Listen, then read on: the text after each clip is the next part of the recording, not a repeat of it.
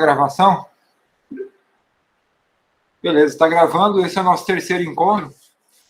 Na aula de hoje a gente vai ver um pouco sobre laços de repetição e comandos de decisão. Tá? Na aula passada a gente viu um pouco sobre os comandos básicos, né, os conceitos básicos da linguagem de programação C, e viu um pouco sobre o uso de operadores. Tá? Operadores de atribuição, operadores relacionais, operadores lógicos. E a gente viu também um pouco sobre constantes e variáveis, tá? Então, o que são constantes e variáveis? São valores, né, numéricos ou alfanuméricos. Existem diversos tipos de dados, né, para ponto flutuante, para número inteiro. A gente armazena esses valores na memória do computador, usa um acrônimo para referenciar as posições de memória onde esses valores estão armazenados, tem um operador específico para acessar esses endereços, e a gente usa os operadores aritméticos para fazer operações aritméticas com esses valores, com esses dados. E também a gente usa os operadores relacionais para relacionar esses dados, obter alguma informação de relação entre esses dados, né, como maior, menor, igual, e os operadores lógicos, né, que é o e lógico, o ou lógico e o não.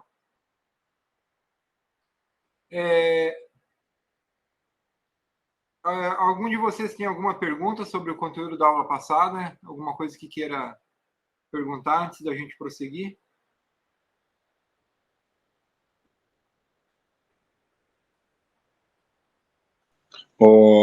Até onde eu assisti, não, professor. Depois que eu parei de assistir, eu não consegui terminar de assistir o restante da aula ainda. Pretendo terminar hoje. Não, tranquilo. Pessoal, então eu vou colocar o código-fonte dessas aulas aqui, que eu vou explicar o conteúdo que corresponde à aula 4, 5 e 6. Eu vou colocar o código-fonte disponível lá. E eu vou passar o conteúdo. A próxima aula é sábado.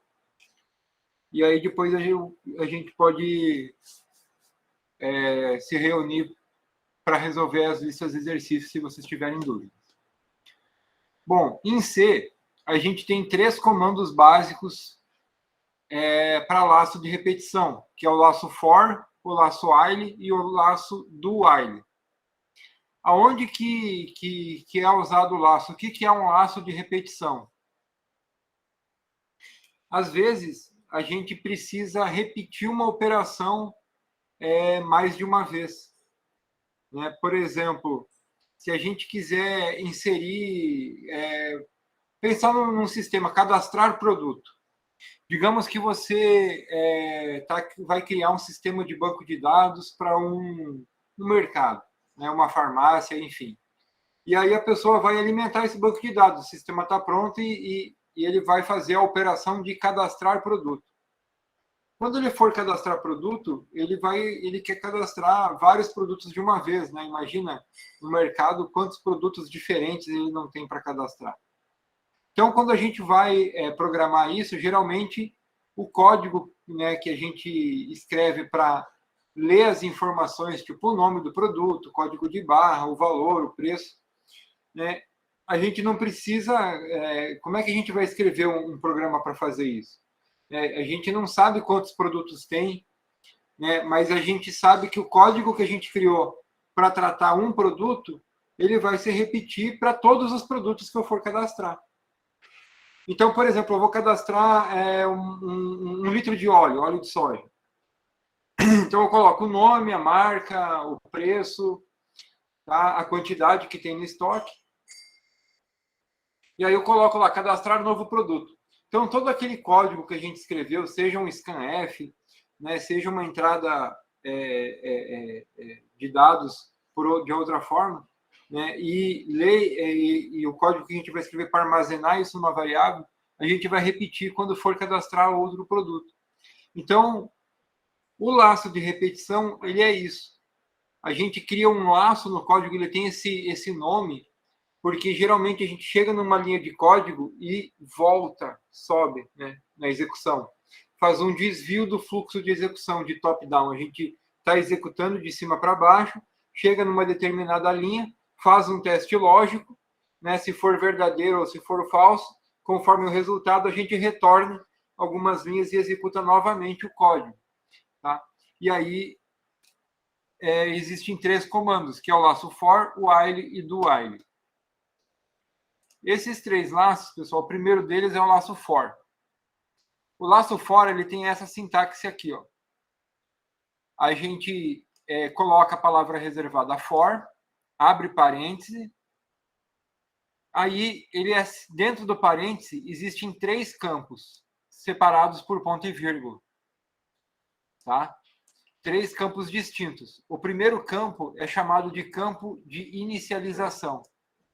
Aqui, geralmente, a gente inicializa uma variável que vai contar quantas vezes o laço for vai executar. O segundo campo é o campo de teste lógico. É nesse campo que a gente vai testar se a gente vai continuar iterando ou não. O que isso significa? Se a gente vai executar mais uma iteração ou não. Tá? Então, aqui dentro, a gente precisa colocar uma expressão de forma a utilizar operadores, e o resultado dessa expressão tem que ser um valor lógico, ou 0 ou 1. Tá? Ô, Lucas, quando você coloca for, automaticamente vem esses 3 ou você que tem que criar? A gente tem que criar. Assim, dependendo da IDE que você usa, você consegue que ela crie para vocês. Por exemplo, se eu colocar for aqui e alt, não, peraí. Esse aqui não autocompleto. Mas tem IDEs que autocompletam, que já criam a expressão pronta, né? Entendi. O NetBeans já facilitava muito porque ele já criava. Tem várias IDEs que usa para Python e tal também, para Java. Enfim, que você está digitando, né? O Visual Studio tem ferramenta de autocompletar, então acaba que facilita na hora de escrever esses códigos que você começa e dá um comando, ele termina para você. Mas o laço for, ele não necessariamente precisa dos 3 campos declarados para funcionar. No vídeo da aula 4, eu mostro alguns códigos que a gente omite esses campos. Porém, os 2 ponto e vírgula, eles precisam existir dentro do for. Então, a gente pode até deixar esse campo em branco. Tá? Porém, a gente tem que colocar o ponto e vírgula. Bom, o segundo campo, como eu estava dizendo, ele é o campo do teste lógico. Então, ele precisa, a gente precisa fazer uma expressão e utilizar operadores de forma que, no final, resulte em um valor lógico. E o terceiro e último campo é o campo de finalização ou incremento. Aqui a gente coloca um comando que vai incrementar a variável que vai contar quantas vezes a gente executou o laço. O laço for, ele é um laço que ele é muito utilizado quando a gente vai fazer uma quantidade de iterações que a gente sabe a priori quantas são. Né? Por exemplo, se a gente quiser percorrer um vetor, a gente vai ver isso mais no final da disciplina. Eu quero percorrer do elemento 5 até o elemento 25 do vetor. Ou então, por exemplo, você vai fazer uma busca num banco de dados. Eu quero buscar os elementos, né, do código de barra tal até o código de barra tal, ou quero listar todos os produtos, né, que começam com a letra B até a letra C. Então, a gente faz um laço, né, por exemplo, para imprimir os produtos, e inicia, né, no índice da letra B e termina no final do índice da letra C. Então, a gente sabe, né, os delimitadores de contagem do laço, de início e de fim. Então, para isso que o laço for é mais utilizado. Nesse código aqui, pessoal, o que esse código aqui está fazendo? O laço for inicia o seu contador com i, uma variável inteira i. Ela vai ser a variável contadora, né, das iterações do laço, por isso que se utiliza a letra i. E aí vem uma informação interessante. É uma boa prática de programação e é um padrão. Sempre que se criar um laço, usar a letra I. Tá? E aí a gente vai ver o próximo código, que é o alinhamento de laços. E aí tem outras variáveis, né? I, J, K, L, M, são, né, nessa sequência, são as variáveis escolhidas para a iteração de laço. I, J e K, né, são as três principais. É um padrão, geralmente, quando você escreve um código, você pega um código pronto, né, você vai ver que a pessoa está usando essas variáveis para laço. Esse código aqui vai fazer o seguinte: a primeira iteração vai começar com 1. E a última iteração vai ser o quê? Vai ser o valor 9. Então, o I vai variar de 1 a 9. Por quê? Porque ele vai repetir enquanto essa condição for verdadeira. Quando I for 1, essa condição é verdadeira, porque I é menor que 10. Quando I for 9, a condição também vai ser verdadeira, porque I também é menor que 10. 9 é menor que 10. Aí ele vai incrementar e vai testar de novo. Quando ele testar de novo, o I vai valer 10. E aí ele vai testar, ele vai ver que 10 não é menor que 10. 10 é igual a 10. Aqui a gente colocou só o menor. Então ele vai dar falso. Dando falso, ele vai sair fora do laço, vai executar esse /n aqui. Então, dentro do laço, ele vai executar 9 vezes esse printf, tá? Onde o i, para cada uma das vezes que ele executar esse printf, o i vai assumir um valor diferente, variando de 1 a 9. Tá? Então, o que vai acontecer aqui? Vamos tentar imaginar o que esse código vai retornar para a gente. Quando o i for 1, ele vai imprimir aqui, ó, %d vezes 6, %d. Né? Então, esse %4 é o seguinte, é para manter 4 casas decimais no número que ele vai imprimir. Tá? Então, aqui ele vai imprimir um número inteiro, vai imprimir um x, um 6, um igual, outro número inteiro. Esse código vai imprimir a tabuada do 6. Então, ele vai imprimir i e i vezes 6. No primeiro inteiro, ele vai imprimir o valor de i. No segundo inteiro, ele vai imprimir o valor de i vezes 6. Então, para i valendo 1, ele vai imprimir 1 vezes 6 igual a 6. Próxima iteração, para i valendo 2, né, ele vai somar 1 em i. Para i valendo 2, 2 vezes 6 igual a 12. E assim por diante, até na última iteração, que é para ir valendo 9. Então, 9 vezes 6 igual a 54. Tá?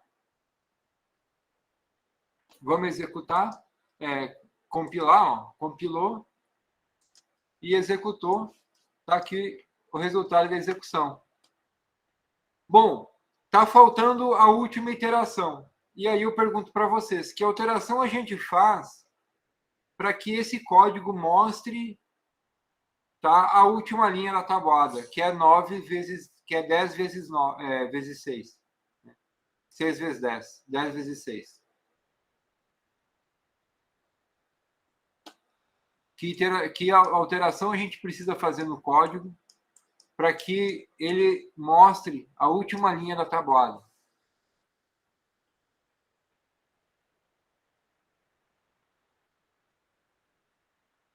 Ó, se a gente alterar, a gente está mostrando aqui 9 linhas. Né? O i ele está indo de 1 a 9. Tá? Então, se a gente fizer essa alteração aqui, ó, e trocar o operador do teste lógico para o menor igual, agora essa condição ela vai ser verdadeira para quando o i for igual a 10. Quando o i for 11, é que a condição vai ser falsa. Então, ó, a gente recompila o código, executa, e aí agora a gente consegue, tá, imprimir as 10 linhas.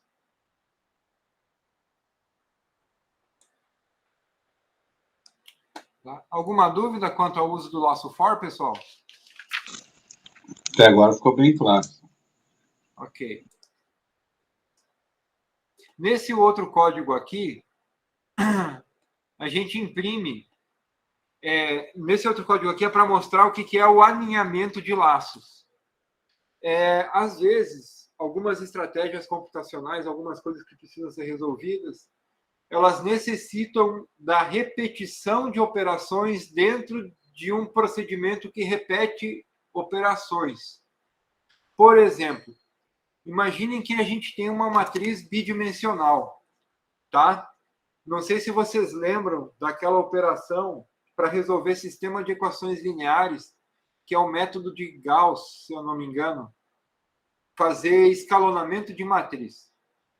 Uma das operações do escalonamento é você trocar as linhas de lugar. Então, imagina que você tem uma matriz no computador e você queira trocar uma linha com outra linha. Então, a gente vai ter que repetir a operação de troca, né, de valores de memória para cada elemento de cada uma das linhas, de cada das linhas que a gente for trocar. Então, a gente coloca um laço dentro do outro para repetir essas operações. Nesse exemplo aqui, a gente vai imprimir a tabuada do 2 ao 9. Aliás, esse código aqui eu acho que eu já alterei.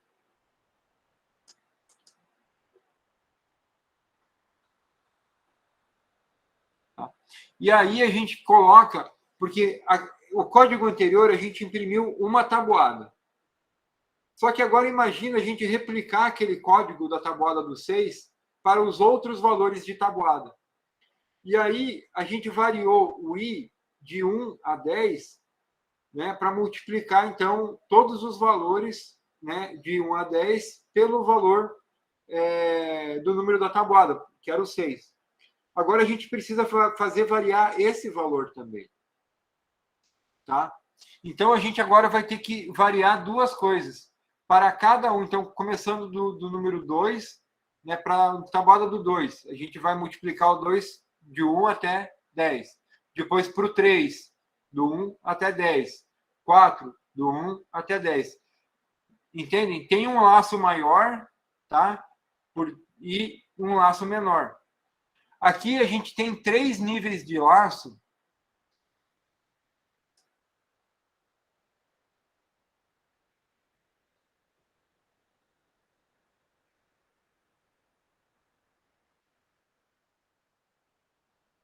Aliás, tem 2 níveis de laço.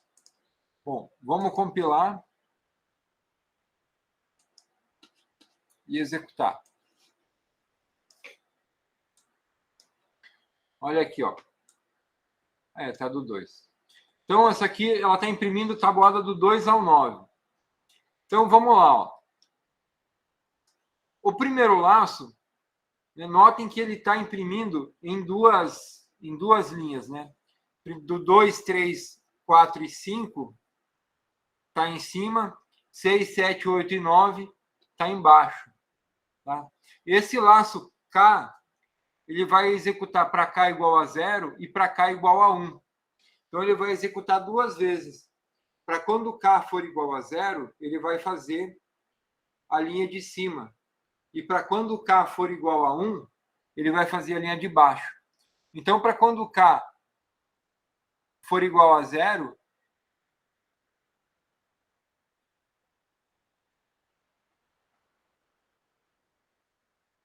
espera aí.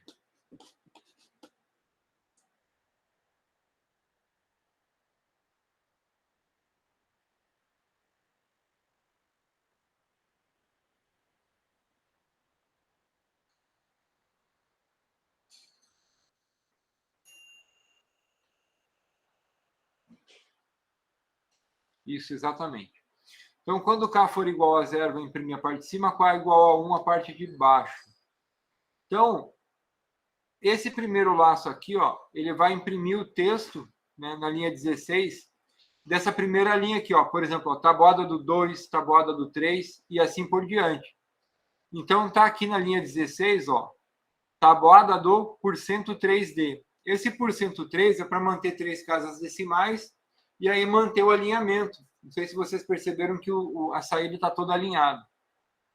E aí esse inteiro vai ser o quê? Ó? I mais 4 vezes K mais 1. Tá? Para I valendo 1 e para K valendo 0, né, isso aqui vai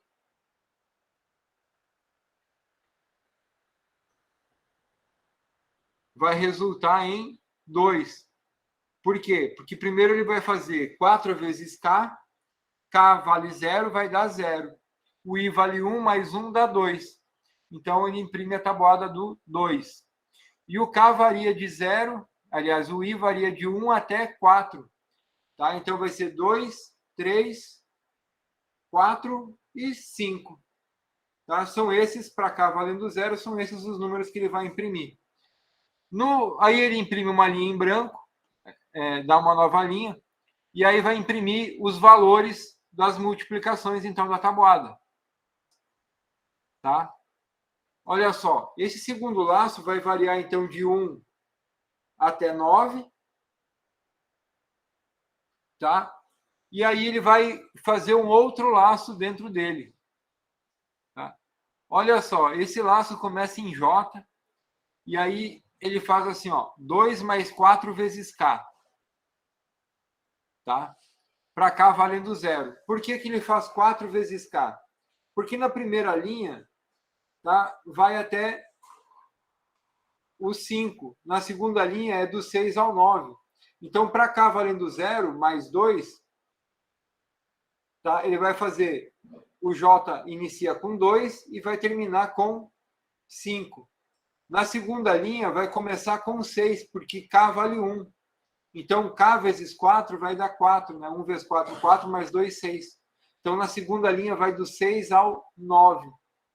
Tá? Então, esse cálculo, a utilização dessa multiplicação é para gerar o intervalo pelo qual o laço vai executar.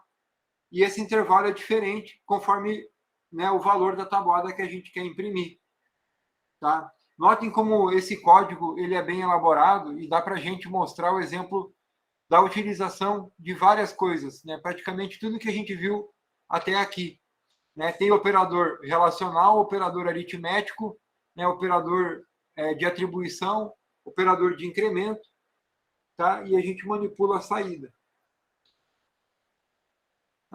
E aí, então, esse segundo laço é que vai gerar os valores, tá? Para a gente colocar aqui e multiplicar. Tá?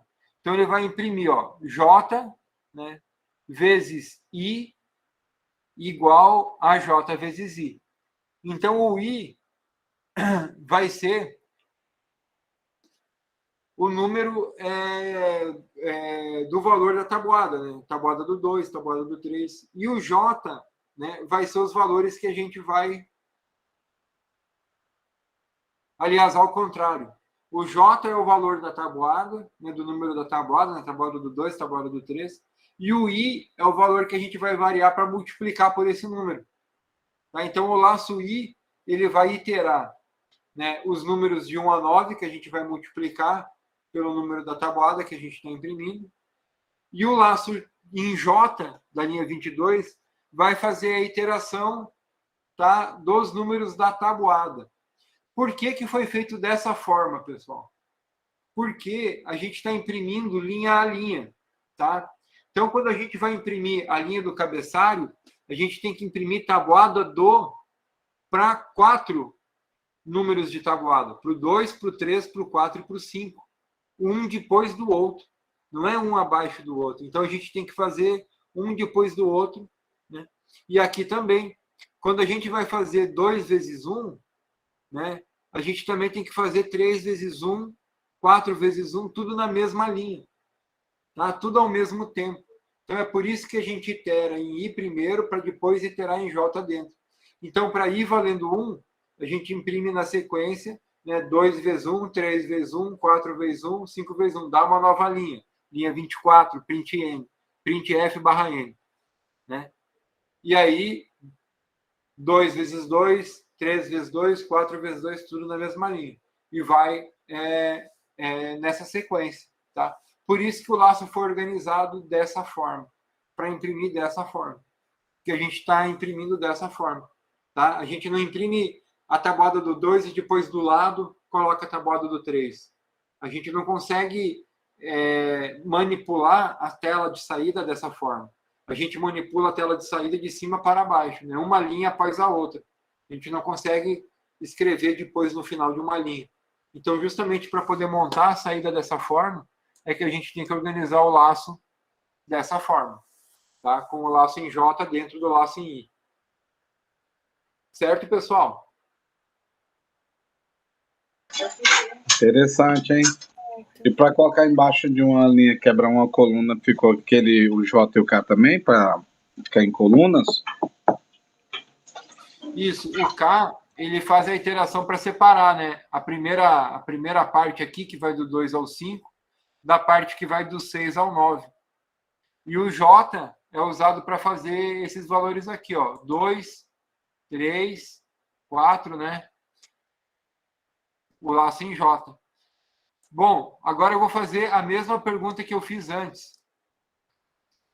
Vocês viram que ele estava imprimindo até o 9. Se a gente quiser que ele imprima até o 10, que alteração que a gente faz? Igual? A gente precisa Coloca colocar lá. agora outra alteração, né? Vou colocar 10 aqui, ó. Porque ele já está usando o menor igual, né? Só que é menor igual a 9. Então a gente precisa colocar o 10. Vamos ver se ele vai imprimir alinhadinho.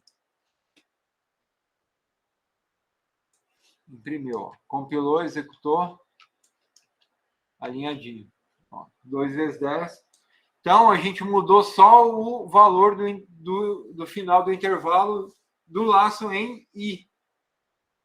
Tá? Que esse segundo laço em I da linha 20, que é o laço que vai fazer a iteração dos números que a gente vai multiplicar pelo número de cada uma das tabuadas. Tá?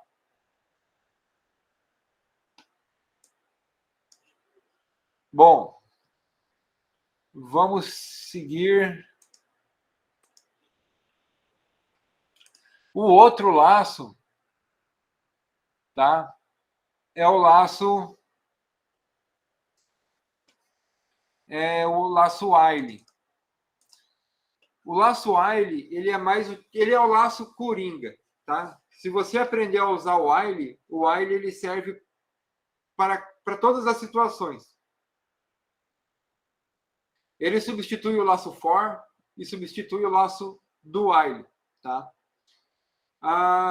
Mas assim, existem situações em que o for é mais adequado, ele é mais natural, então a gente acaba usando e é mais especializado, né, o laço. Bom, esse código aqui, ele mostra as 3 etapas do laço for. Deixa eu só acertar aqui, ó. Incremento. Tá? O laço for, ele tinha 3 etapas, né? Ele tinha a etapa de inicialização, a etapa de teste e a etapa de incremento. Tá? O laço while, ele é o seguinte. A gente entende ele como o enquanto, né? Então, enquanto o resultado desse teste lógico for verdadeiro, ele vai repetir o que tiver entre essas chaves. Então, como é que a gente declara o laço while? A gente coloca a palavra reservada while, abre e fecha parênteses, e dentro desse parênteses a gente tem que montar uma expressão que resulte em um valor lógico. E enquanto esse valor lógico for verdadeiro, ele vai repetir as instruções que estão dentro do bloco. E aí tem um detalhe. Ele vai fazer esse teste sempre que chegar ali. Então, a gente está executando o código, né? Top-down, linha após linha. Linha 6, 7, 8, pá, chegou na linha 9. Ele vai fazer esse teste. Se esse teste for verdadeiro, ele vai executar o que está aqui dentro, vai testar novamente. Se for verdadeiro, vai executar. Porém, se ele chegar aqui e o teste for falso, ele não vai executar nada do que está aqui dentro. Tá? Então, ele é verdadeiro, ele executa o que está dentro do bloco. Falso, não executa. Esse laço aqui, ó, ele vai imprimir na tela 20 vezes o caractere asterisco. Por que 20 vezes? Porque a gente fez um contador, como se fosse um laço for, para mostrar para vocês a semelhança do while com o for, ou seja, como que eu uso o while no lugar de um for. Tá? Então, a gente cria a inicialização, cria uma variável. Então, enquanto o valor dessa variável for menor que o valor 20, e ela inicializou com 0, então o i vai variar de 0 a 19, né? Ocorre, então, 20 vezes. A gente vai imprimir o caractere na tela. Tá? E vai incrementar 1 na variável i para cada vez que a gente executar o laço. No Pode caso falar. aí, ele vai executar, Lucas, até o 19, né? Porque não Isso. tem o igual lá. Isso. Só que a primeira iteração é a 0. Então, a 0 conta de 0 a 19, são 20 vezes que ele executa. Entendeu? O 0 conta como a primeira. Entendido. Sim, sim, sim. A iteração 0 para ir valendo 0. Bom, vamos, ó, compilou, executou. Vamos lá, olha quantos asteriscos tem, ó. Não consigo selecionar.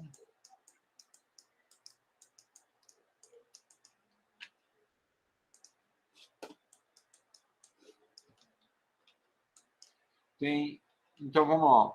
1, 2, 3, 4, 5, 6, 7, 8, 9, 10, 11, 12, 13, 14, 15, 16, 17, 18, 19, 20. Aí ele imprimiu 20 asteriscos. Esse é o segundo laço que tem disponível na linguagem C.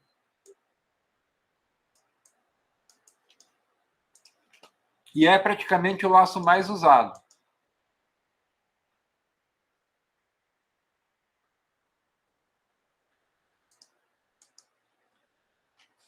Tá? O terceiro laço é o laço do while. O laço do while, ele se difere do laço while pelo seguinte, tá? Ele garante que a primeira iteração vai ser executada mesmo que o teste lógico seja falso. Por quê? A gente começa ele com a palavra reservada do, abre, né, a chave e termina com o while. E aí faz o teste lógico no final. Então, com isso a gente garante que pelo menos uma vez ele vai executar. Esse código aqui, ele é um joguinho que faz a adivinhação de uma letra. Ele usa a função rand, tá? Para sortear um valor aleatório, soma com um caractere, e aí ele acha uma letra secreta, tá? Acha um valor numérico, né? Um valor char, que corresponde a uma letra do alfabeto em minúsculo, tá? Por que que isso acontece? Porque o A minúsculo ele é representado em decimal pela tabela ASCII como sendo um número, tá? Em decimal. Quando a gente sorteia um valor aleatório e faz o módulo dele por 26, a gente vai pegar valores de 0 a 26, a 25, tá? Então, a gente pega de A a Z, tá? Bom, aí a gente cria uma variável tentativas, tá, inteira, para contabilizar o número de tentativas. E a gente executa o do, ó. O do, ele garante que a primeira vez que o jogo vai ser jogado, independente da gente digitar quero jogar novamente, sim ou não, né, ele garante que a gente vai jogar a primeira vez. Então, quando a gente joga a primeira vez, quando a gente executa o jogo, no final ele vai pedir, ó, você quer jogar novamente? E aí a gente digita um caractere, S ou N. Se a gente digitar S, né, a gente pega esse caractere com essa função get. Ele vai comparar o caractere digitado é igual ao caractere S minúsculo. Se for, a gente vai repetir o jogo. Caso não for, ele vai sair do laço, né, vai imprimir até logo e vai encerrar o programa. tá? Como é que funciona o jogo? Então, para explicar o jogo é o seguinte, é esse laço aqui, ó. A gente vai digitar um caractere, tá?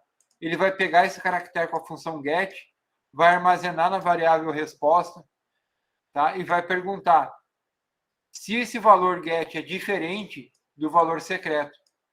Se for diferente do valor sorteado, ele vai imprimir, ó, você não acertou, tenta novamente, e vai repetir.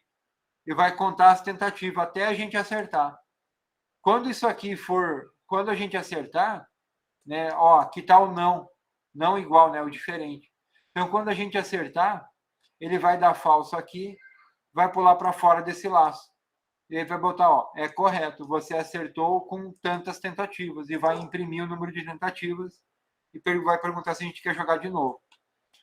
Tá? Então, vamos executar para ver como é que o jogo vai funcionar na prática. Compilou, executou. Opa. Digite uma letra entre A minúsculo e Z minúsculo. Ó. Imprimiu o printf da linha 17. Então, vamos botar uma letra aqui, ó, D. D é incorreto. E assim vai. A gente vai digitando até... Caramba. Opa, era o P.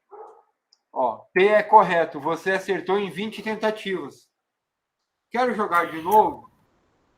Se eu colocar o não, ó, digitei o N. Aí ele printou, ó, até logo e boa sorte. Se eu tivesse colocado o S, ele teria repetido para sorteado outra letra e eu teria que repetir o jogo. Pode falar, Jennifer. E o que acontece se você colocar a letra maiúscula? Nesse caso, ele vai entender como sendo falso. Ah, tá. Aqui, porque eu coloquei... Aí, uma excelente pergunta, porque daí, ó, para que a gente considere maiúscula e minúscula, a gente precisa usar daí uma operação lógica que considere. A expressão lógica que a gente criou aqui dentro, ela só vai ser verdadeira se a letra digitada for igual ao S minúsculo. Se eu quero considerar duas letras, né, eu posso usar o ou lógico, né, e repetir. Ou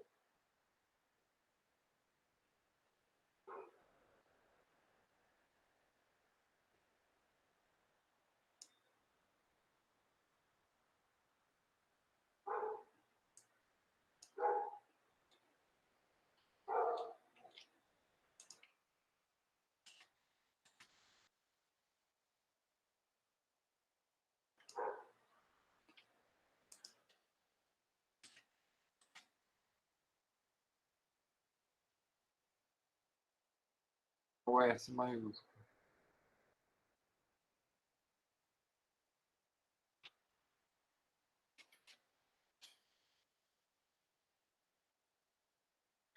Vou botar aqui fora que não tem problema. Então a gente criou, colocou essa, leu a letra e botou numa variável e a gente vai perguntar, ó, se a letra digitada ela é o S minúsculo ou o S maiúsculo. Qualquer uma das duas serve para considerar como verdadeira. E aí agora ele vai considerar o S maiúsculo e minúsculo. Quer ver, ó? Vamos lá. Vamos jogar. Vamos de novo, então. Notem uma coisa interessante. Foi o P de novo. Certo? As duas vezes que eu executei foi o P. Mas isso é você que está apertando, não é, no teclado? Não. Ele sorteou um número aleatório, só que esse número não é aleatório. Ó, eu vou colocar o S, ó. Opa, digitei o A. Mas, ó, se eu começar de novo, eu vou digitar no teclado, ó, várias letras. O P é correto. Tá? Agora vamos lá, ó. S maiúsculo, ó. Digite novamente. Agora não vai ser mais o P, ó. Ele sorteou outra letra. O número, ele é aleatório entre as execuções, ó. Ó, o H. Se eu executar de novo, vai ser a mesma sequência, P e H. A função range, na aula eu explico bem certinho, ela é pseudo-aleatória. Tá? E aí, pessoal, tem uma forma da gente deixar esse número um pouco mais aleatório, que é mudar a semente, usar a função sRange. E aí a gente coloca, tem toda a explicação, depois vocês assistem na aula. Tá? Coloca o valor do relógio em milissegundos, né? Como valor inicial para sortear valores aleatórios. Então, a cada milissegundo é um valor diferente. Então, a cada execução, ele sempre vai sortear valores diferentes entre execuções. Não vai seguir a mesma sequência aleatória. Certo? Então, é assim que a gente pode alterar para considerar as duas, né? Maiúscula e minúscula. Ok, pessoal? Alguma dúvida sobre laços? Até agora, tranquilo. Beleza.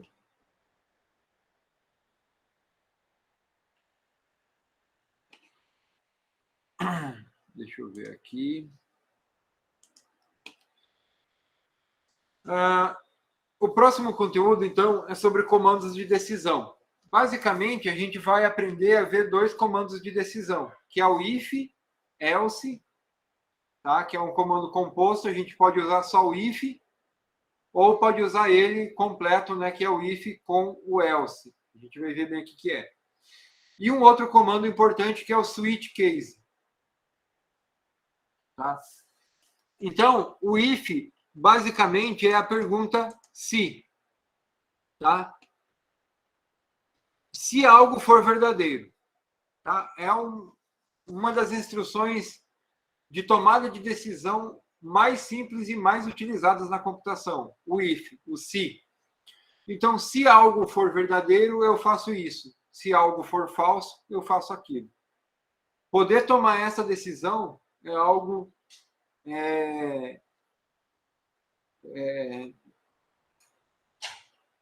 que possibilitou, enfim, o desenvolvimento de vários algoritmos, né? Inclusive, né, os algoritmos de inteligência computacional, né, por exemplo, redes neurais e outros algoritmos são algoritmos que, né, se utilizam de tomadas de decisões enquanto fazem os cálculos que tem por trás, né, da inteligência computacional. É uma resolução, é um cálculo com um condicional, né, o if. Bom, nesse código aqui, o que está acontecendo? A gente vai digitar valores do teclado e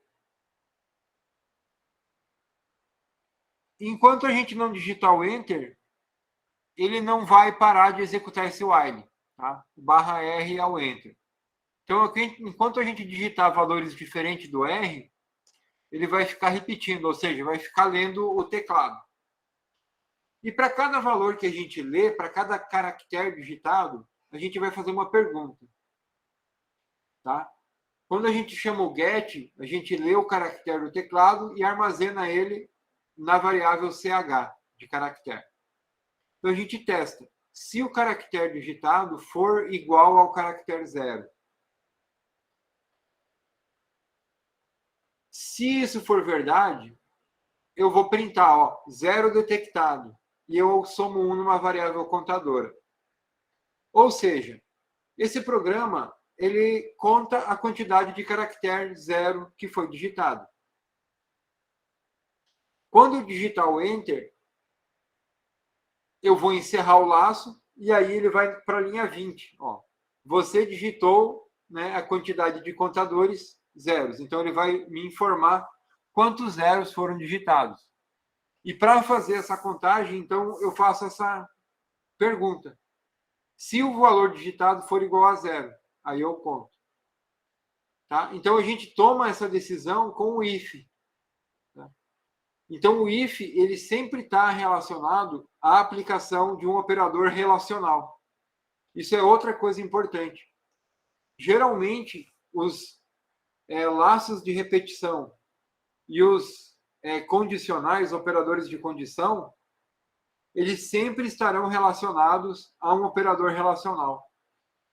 A utilização deles sempre vai estar relacionada à utilização de um operador relacional. Porque é com a aplicação de um operador relacional que a gente vai ter um resultado lógico, tá? Vai fazer um teste. Então, vamos lá.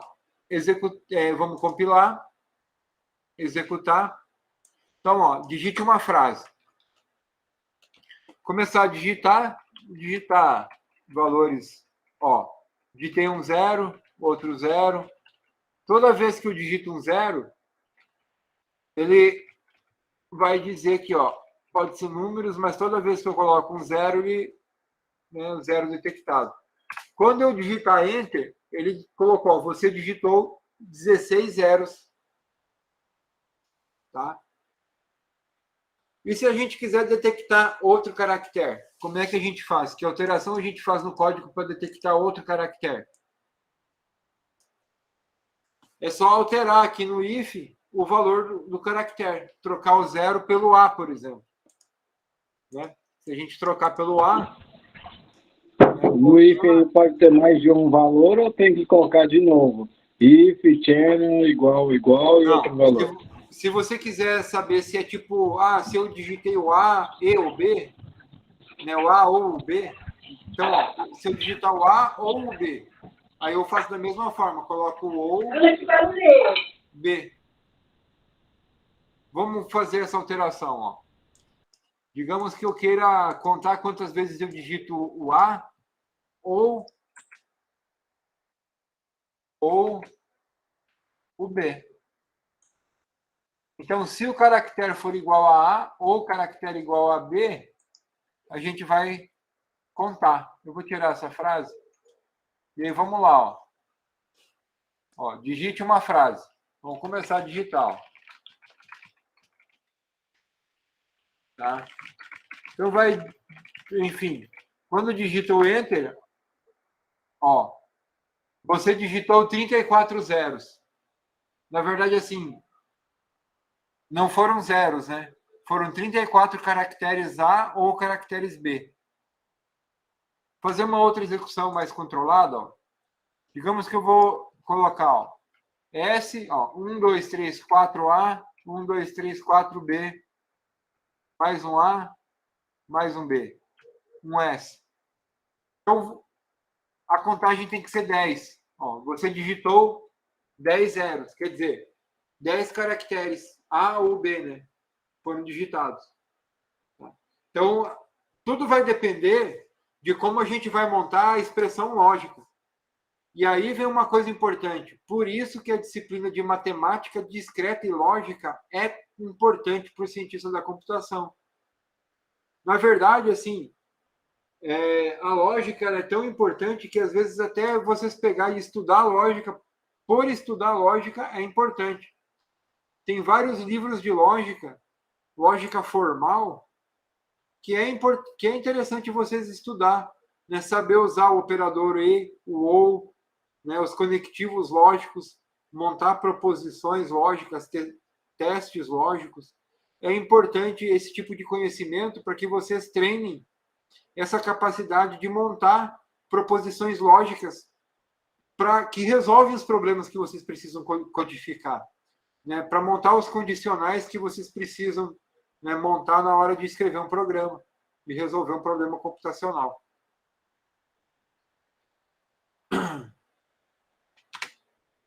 Bom, o if é o se verdade, né? E aí a gente tem o else, que é o se falso, tá?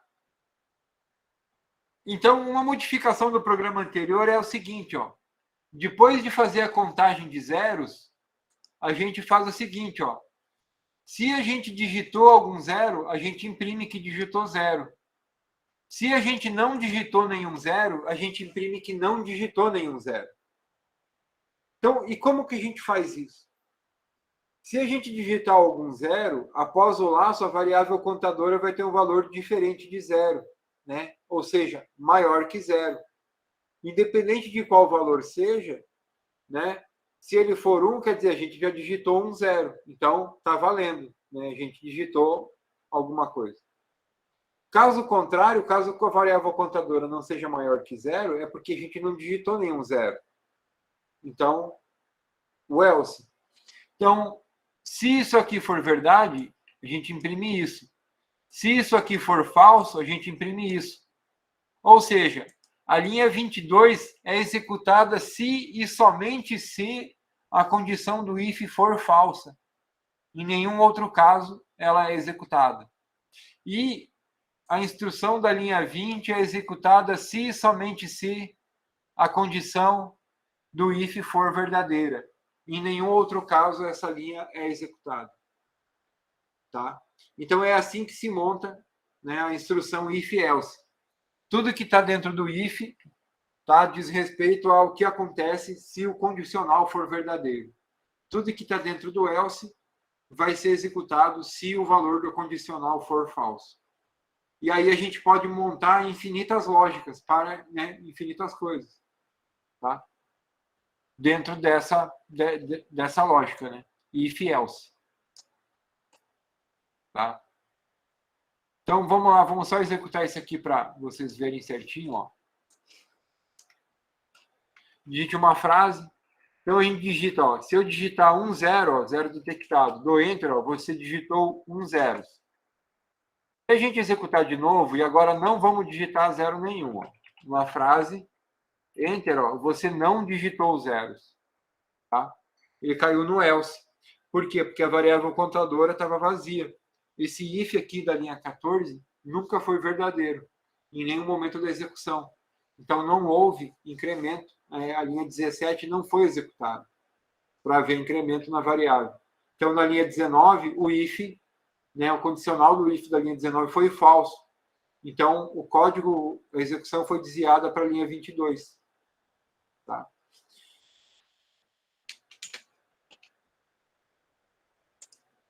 Alguma dúvida, pessoal? Todas. Na hora de montar isso aí vai ser pepino, hein? Então, essa parte aí de if e tal começa a ficar um pouquinho mais complexo, porque começa a exigir um pouco mais de lógica. Na primeira aula, a dificuldade estava na álgebra, né? E na lógica básica. Então, assim, aplicar a álgebra é mais fácil. Né? Soma, subtração, divisão. Agora, aplicar a lógica é mais difícil. A gente estuda a álgebra no fundamental, né? Estuda a álgebra no segundo grau, a gente tem facilidade com as operações matemáticas porque vê isso na escola. Agora, as operações lógicas já não. Então, na hora da gente usar os operadores lógicos, montar expressões lógicas, né, que é o cerne do if, que é o que precisa montar para usar o if efetivamente, né, é aí que o bicho pega, né? A gente não vê isso na escola. Se a gente tivesse, assim como tem aulas de matemática, tivesse aulas de lógica, né, eu acho que seria muito mais fácil para a gente pegar essa parte do conteúdo. Né? Seria muito mais familiar para nós. Tenho. Livro eu tenho sim. Deixa eu pegar aqui, peraí.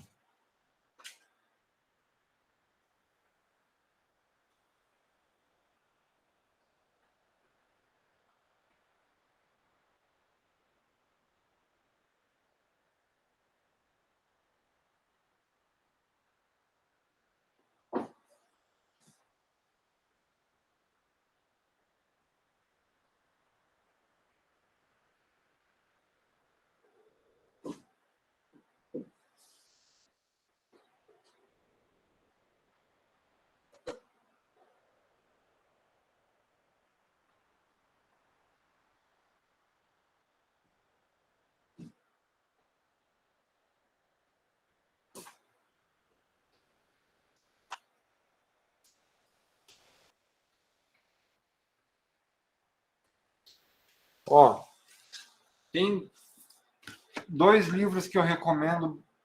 Tem um terceiro, eu não estou com ele aqui, eu acabei emprestando. Esse aqui, ó, Lógica para a Computação. Tá? É um livro muito bacana. O autor Flávio Soares, tá? É brasileiro. É um livro bem bacana. Tem uma linguagem bem fácil. Tá? Deixa eu ver se vocês... Começa com lógica proposicional. Aquela questão de tabelas verdades. Ó, só mostrar aqui. Não sei se vocês vão conseguir ver. Acho que a luz não vai deixar, não está dando foco. Afasta um pouquinho para focar. Aí, peraí, isso, mantém. Vamos ver se foca. Mas parece que não está dando certo, né? Não. Bom, mas eu posso passar no grupo a referência do livro, para vocês poderem fazer busca. Esses livros, pessoal, esse aqui de Lógica para a Computação, do Flávio Soares, eu acabei comprando ele novo. Mas os outros livros de lógica que eu tenho, eu comprei em sebo. E, tipo assim, eu acho que esse aqui, que é um livro muito bom também, cara. Muito bom mesmo. Ele, acho que foi tipo uns R$15. Lógica para a Ciência da Computação e Áreas Afins, do João Nunes de Souza, também brasileiro. Outro livro muito bom, tá? Que se encontra facilmente em sebo aí na internet. Baratinho, baratinho. Tá? Esse livro aqui, ó, do Flávio Soares, ele é um livro que ele tem um capítulo no final que é muito interessante. Eu até usei uma parte para passar uma aula teórica em algoritmo 1, que da turma que passou. Professor, eu estou aqui verificando se tem no Eco, né, Mate disponível. Eu acho que não tem. É o seguinte, ele passa 2 capítulos. Um é a lógica proposicional e depois a lógica de predicados, que é uma generalização da lógica proposicional. E aí depois ele vem com uma parte que é a seguinte, ó, verificação de programas. E isso eu achei muito interessante.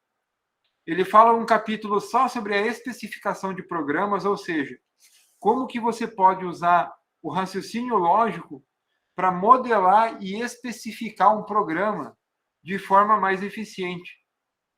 Tá? Ele tem vários diagramas de exposição de raciocínio, tá? Para ir fazendo e montando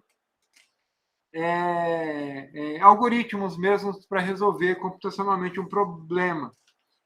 E dependendo do problema, você pode montar formas, né, de utilizar os recursos da lógica para testar e validar essa estratégia computacional que você gerou. E isso eu achei bem interessante.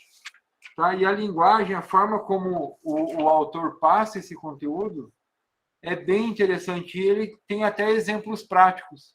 Tá? Ele faz uma modelagenzinha de um problema real. Tá? De uma loja. Onde ele faz várias coisas, faz vários testes.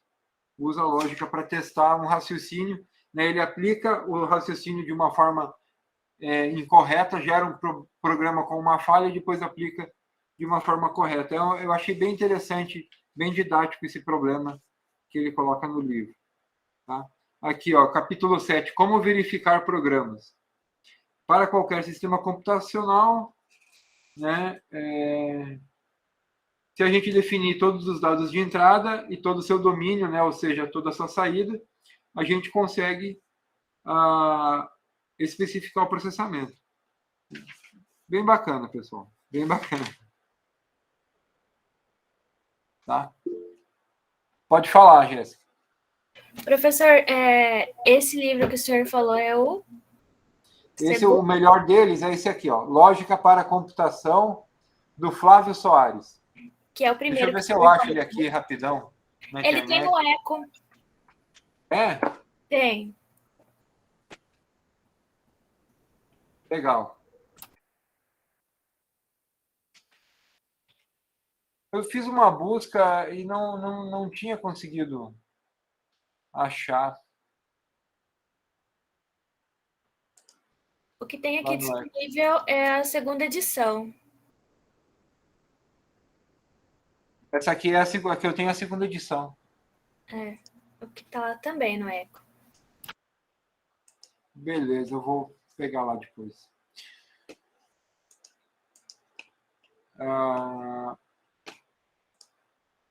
Eu acho legal, eu acho importante vocês estudarem lógica. Eu já estudei bastante lógica e é legal. Compreender ajuda para tudo, né? O raciocínio lógico não é só para programar e, na verdade, para tudo, né? Se você precisa avaliar uma situação do dia a dia em que você precisa tomar uma decisão às vezes mais complexa, né? O fato de ter estudado raciocínio lógico pode te levar a ter conclusões melhores e eventualmente uma melhor decisão, né, para resolver aquele problema. Pessoal, continuando no conteúdo da aula, como é que a gente faria um código para contar quantas palavras a gente digitou em uma frase?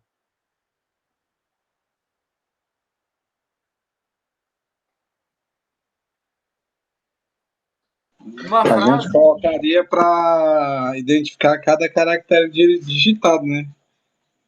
Tá, mas eu quero saber as palavras, não a quantidade de caractere. Eu quero saber quantas palavras eu digitei. Se eu trocar aquele 0 por CH, não rola? Ou eu tô falando besteira? Quase isso. Char. Ó, quando a gente vai buscar uma solução computacional para um problema, e essa é a maior dificuldade do cientista da computação, porque, assim, geralmente a gente tem que ter um domínio sobre o problema para poder gerar uma estratégia que o resolva. Tá? Então, vamos lá, a gente quer contar palavras. Então, vamos pensar assim, como é que eu posso, né, uma estratégia para... Não tem uma biblioteca que identifique para a gente incluir? Pode ser, mas a gente vai criar essa estratégia, criar esse algoritmo. Então, a gente precisa localizar algo que nos permita mensurar ou diferenciar as palavras em uma frase. Vamos pensar numa frase de uma única palavra. Ela vai ter ali a palavra, enfim. Tá? Pode ter um ponto de final, né? Mas ela tem uma palavra. Então, a gente vai digitar alguns caracteres e vai dar Enter. Isso é uma frase de uma única palavra. Vamos pensar numa frase que tem duas palavras. Uma frase que tem duas palavras, a gente vai digitar a primeira palavra e vai digitar um caractere de espaço e vai digitar a segunda palavra. Ok. Vamos pensar numa frase de 3 palavras. Uma frase de 3 palavras, a gente vai digitar a primeira palavra, um caractere de espaço, a segunda palavra, um caractere de espaço e a terceira palavra e vai digitar Enter. Opa, a gente identificou um padrão. Toda vez que tem uma palavra, tem um espaço? Exatamente. E a gente pode ir mais além e achar a relação que o número de palavras em uma frase é o número de espaços mais um. Porque a primeira palavra não tem espaço, mas as outras sim. Então, né, se eu tenho 2 espaços, eu tenho 3 palavras, né? O número de espaços mais um.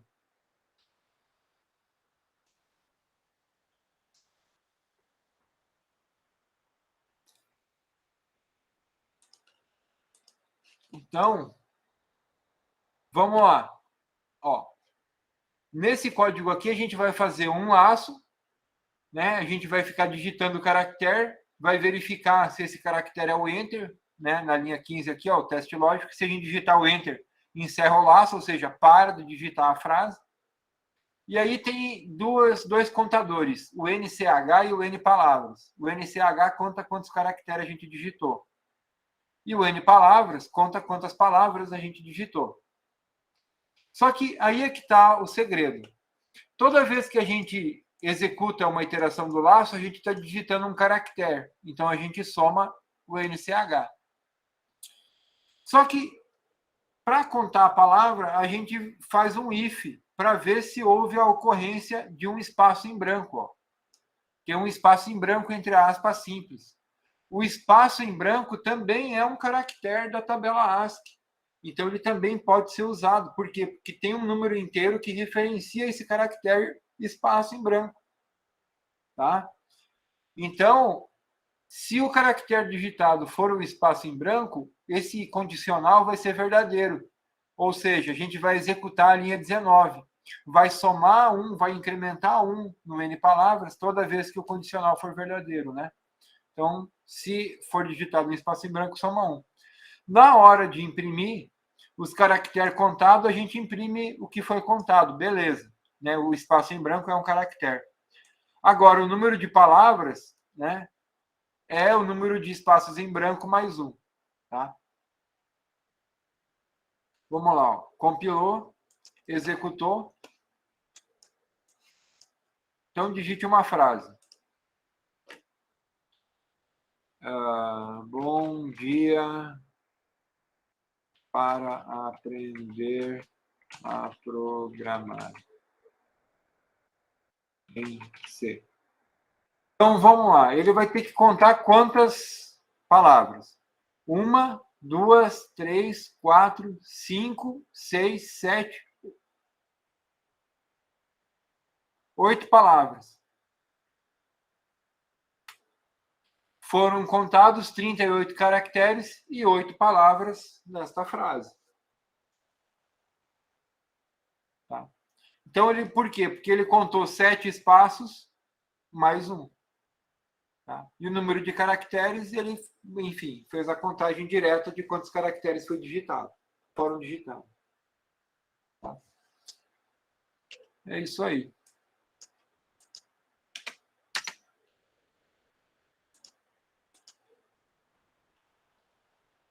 E para finalizar, bom, alguma dúvida quanto ao uso do if else, pessoal? Na hora da execução, né? Agora tá ok. Na aula tudo é funciona tão bem, né?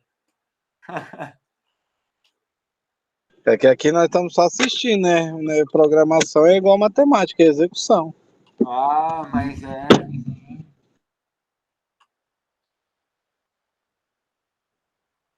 Bom.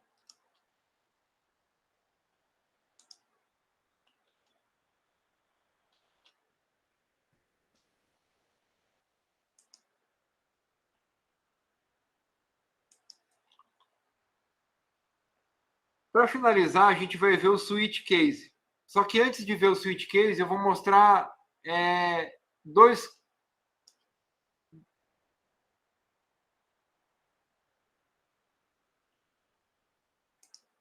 Vou mostrar 2 códigos.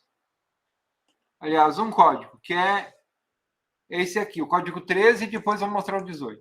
Bom, o código 13 ele vai simular uma calculadora com 4 operações básicas. Né? Soma e subtração,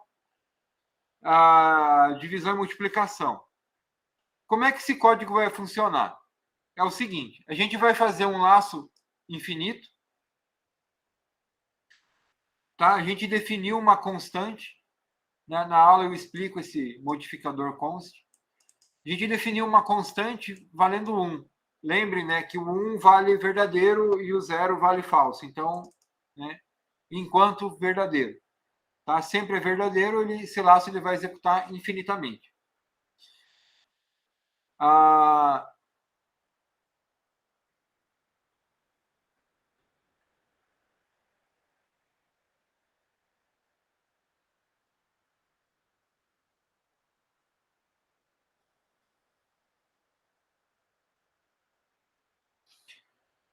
E aí, o que a gente vai fazer? A gente vai ler uma frase montada da seguinte forma. Número, operador, número. Tá? Olhem só como é que está montado o scanf. Ó. %F, %C, %F. Ou seja, ele vai ler um valor de ponto flutuante, um caractere e um valor de ponto flutuante.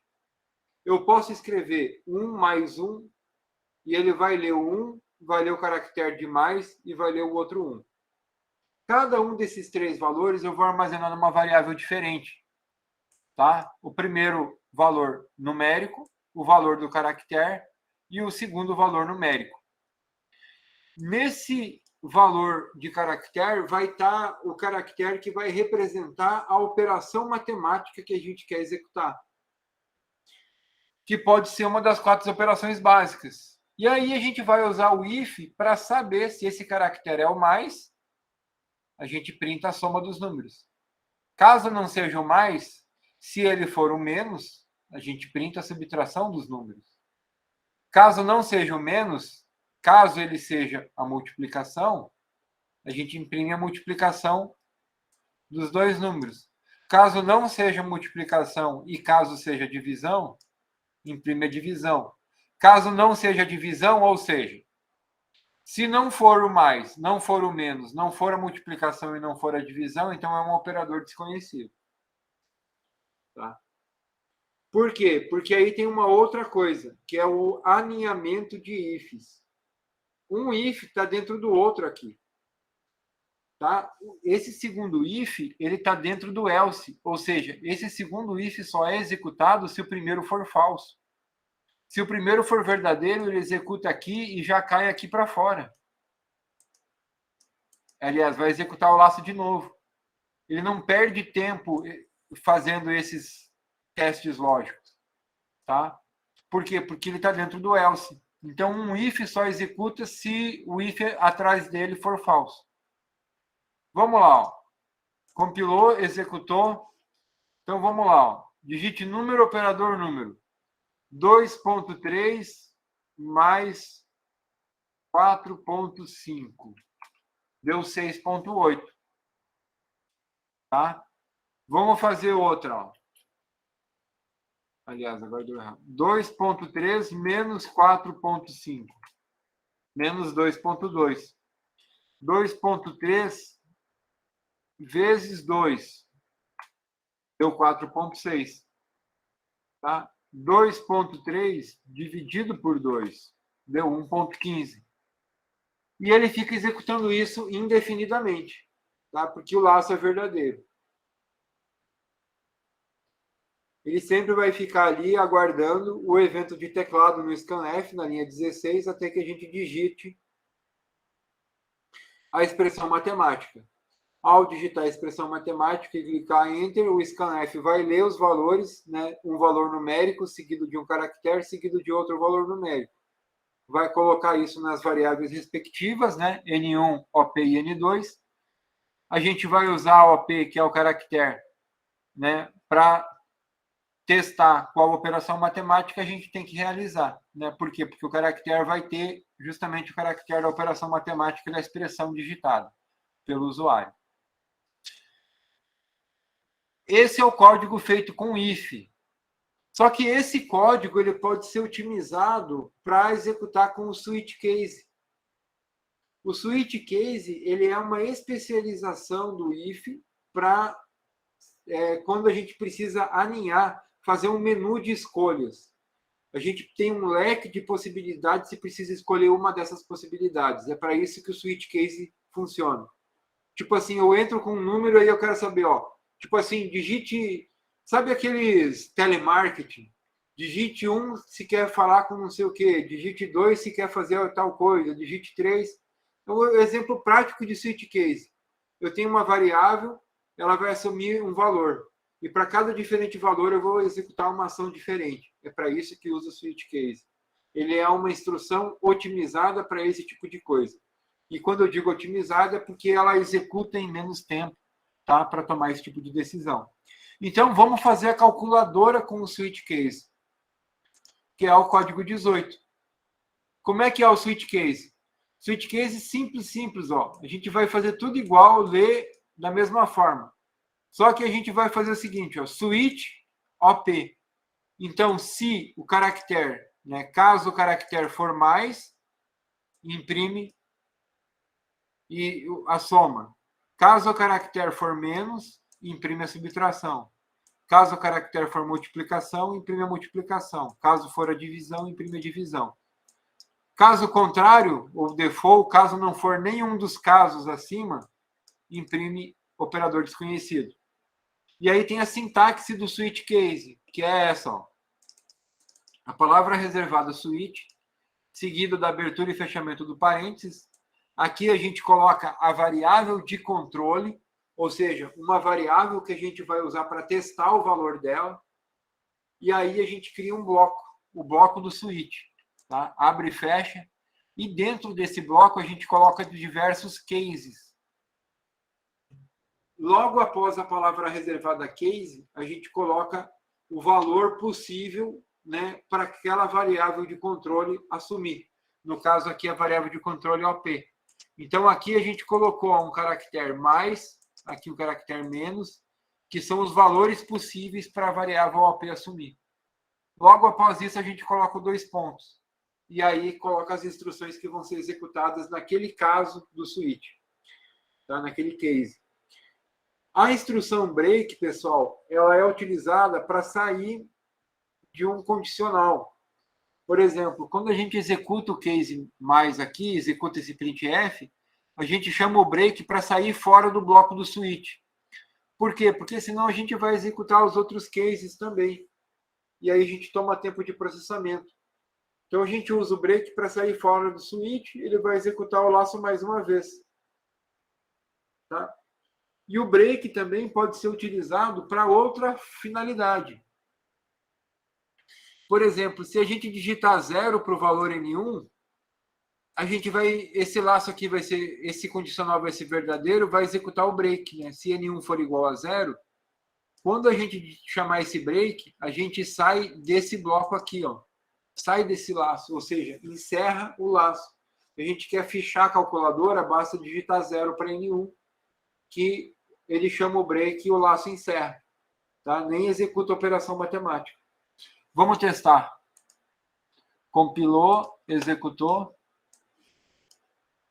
Então, ó, vamos lá. Ó. 3,5 vezes 4. Ó. Deu 14. Tá? O switch case, então, ele pegou o vezes, botou em OP, foi lá. O switch, né, asterisco. Foi lá no case da linha 29. Imprimiu a multiplicação das duas variáveis. Tá? Agora eu vou digitar 0 para a primeira. Ó. Deu erro.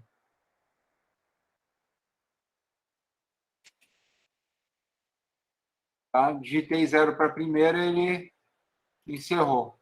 Vamos executar de novo, porque eu acabei errando a... 2,4 mais 3. Tá? 5,4. 0 mais 4. Tá? Ele encerrou. Por quê? Porque localizou 0 como o valor da variável N1. E aí ele encerrou o laço. Tá? Então, a gente já viu o que são, desde o início do curso, né, e até a aula gravada de número 6, né, até o 6º vídeo lá da lista do YouTube. Então, vocês vão ter visto os comandos básicos, né, um código básico, variáveis constantes, os operadores, laços de repetição e condicionais. Tá? Na próxima aula, sábado, a gente vai ver funções e matrizes e vetores. Tá? E aí a gente encerra a aula, as aulas. Então, sábado. Qual horário que é no sábado? Pessoal, agora eu estava até pensando, não fica melhor na sexta? Sábado é meio complicado, né? É complicado, eu tenho evento, né? Eu trabalho. Eu acho que vamos marcar essa aula para sexta-feira. Sábado fica um pouco puxado. Tá? Mas no mesmo horário. Sexta melhor. Então, sexta-feira, às 8 horas, Brasília, que dá 7 horas, Mato Grosso. Pode ser? Beleza, pessoal. Tá? Então, a gente vai ver funções, como que a gente cria nossas próprias funções, e vamos ver também sobre matrizes e vetores. Tá? E aí a gente encerra o conteúdo. Na semana que vem, a gente faz 3 encontros né? Lista 1, lista 2 e lista 3. Aí eu ajudo vocês a resolver a lista 1, a lista 2 e a lista 3. Ok? Alguém quer perguntar alguma coisa? Tem alguma dúvida? Algum questionamento? Não, por enquanto não. Só conforme for fazendo as listas, que provavelmente vai surgir alguma dúvida. Tá. Vou continuar. Pessoal, da resolução das listas, vocês podem... Carnaval em Guiratinga, nossa. Vocês podem me enviar o que vocês estão fazendo. Né? Vocês podem me enviar o código-fonte. Tá? Pode ser lá no grupo ou pode ser no privado. Qualquer hora estão fazendo, me manda a dúvida. Ó, professor, estou com dúvida aqui. Tira uma foto da tela do código para eu poder olhar o código. Se eu não puder olhar na hora e responder, assim que puder, eu respondo para vocês. Tá? Mas não deixem de perguntar se vocês tiverem dúvida.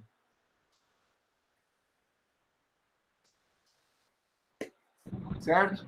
Certo, Bom, beleza. Sexta-feira, mesmo horário? Sexta-feira, mesmo horário, pessoal. Então, beleza. Até sexta, pessoal. Bons estudos aí. Boa noite. Um abraço. Boa noite.